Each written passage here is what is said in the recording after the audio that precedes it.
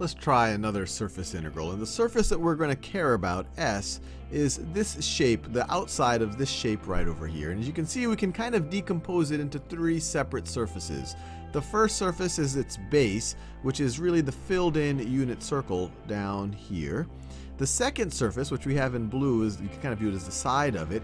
You can view it as it's kind of like the side of a cylinder, but the cylinder has been cut by a plane up here. And the plane that cuts it is the plane z is equal to 1 minus x. And obviously the plane itself goes well beyond the shape, but where that plane cuts the cylinder kind of defines this shape. So the blue surface is above the boundary of the unit circle and below the plane. And then the third surface is the subset of the plane, of that purple plane of z equals 1 minus x, that overlaps, that kind of forms the top of this cylinder. And so we can rewrite this surface integral.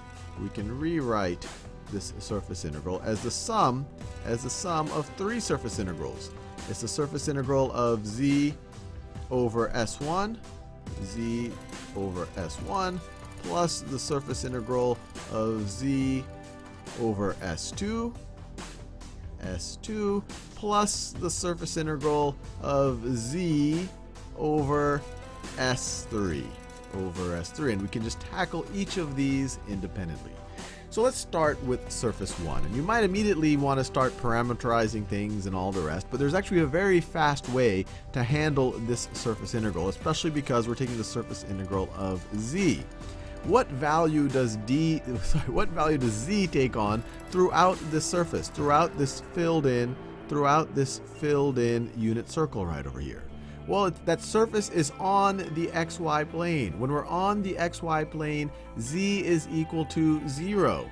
So for this entire surface, z is going to be equal to 0. You're essentially integrating 0. 0 times ds is just going to be 0. So this whole thing is going to evaluate to 0.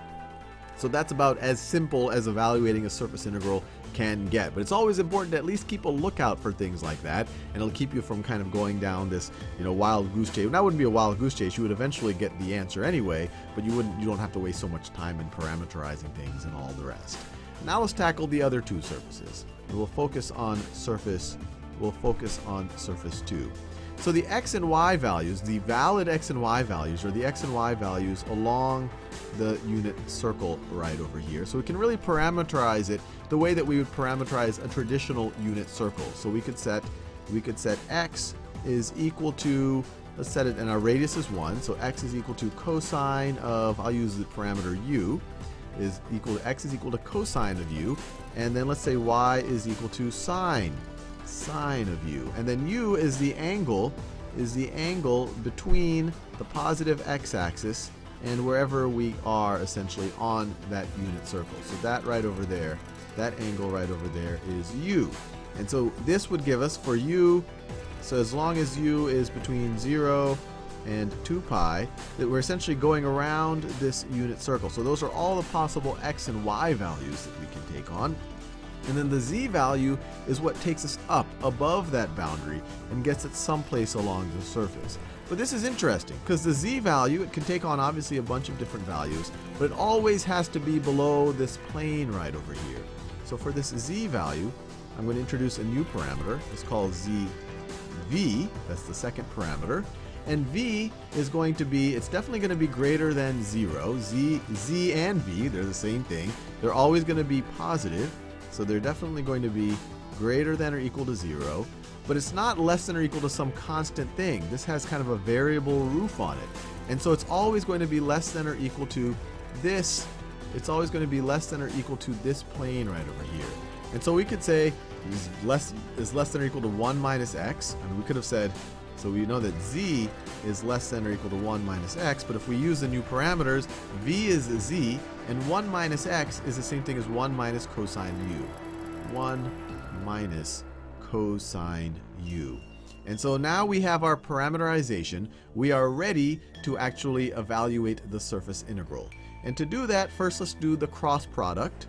We want to figure out what ds is, and we have to take the magnitude of the cross product of the partial of our parameterization with respect to u crossed with the partial with respect to v. Actually, let me just write all this stuff down instead of trying to do shortcuts. So ds ds, and this is all, let me do it in blue still because we're talking about surface 2. ds is going to be equal to the magnitude of the cross product of our parameterization with the partial of our parameterization with respect to u crossed with our partial of our parameterization with respect to v du dv. So let's write the partial of our parameterization with respect to u, and you might say, wait, where's our parameterization? Well, it's right over here. I just didn't write it in the traditional ijk form, but I could write r is equal to, maybe I call it r2 because we're talking about surface 2. r2, I shouldn't use that orange color because I use that for surface 1. I'll use that in a still a bluish color.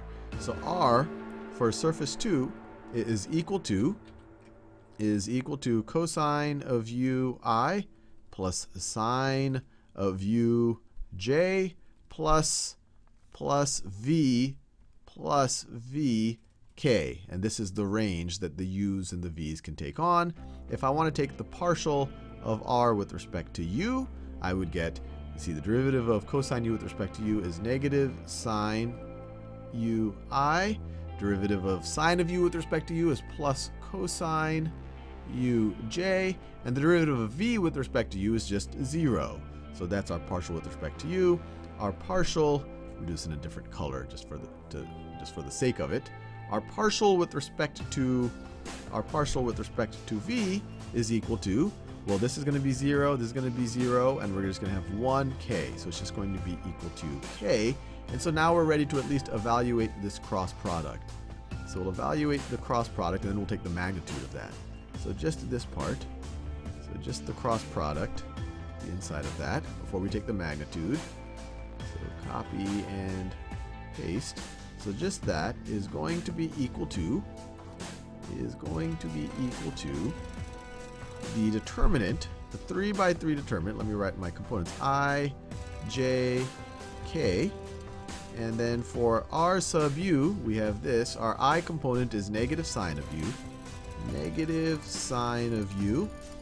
Our j component is cosine of u. Cosine of u. And it has no k component, so put a 0 right there. And then r sub v, no I component, no j component, and it has 1 for its k coefficient. And so we can just evaluate this. And so first we think about the I component. Well, we ignore that column, that row. It's going to be cosine of u minus 0. So it's going to be cosine of u I. And then we'll have minus j times, ignore column, ignore row, negative sine of u times 1 minus 0. So it's negative j times negative sine of u. So it's just going to be plus sine of u j. And then for the k, we have this times 0 minus this times 0. So we're just going to have 0. So this is the cross product.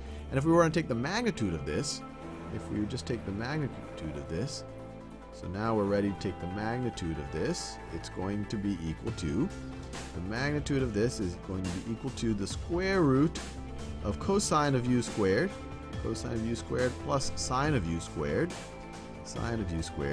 There is no k component, and from the unit circle, this is the most basic trig identity, this is just going to be equal to 1.